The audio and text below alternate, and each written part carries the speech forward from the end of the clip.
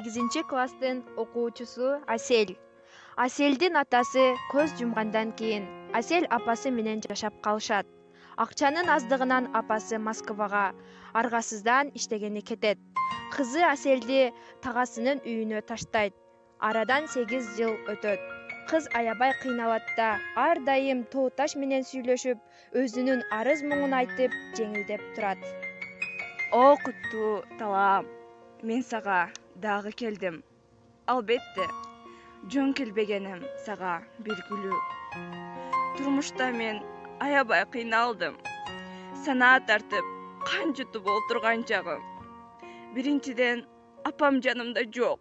Апамды мен зармын.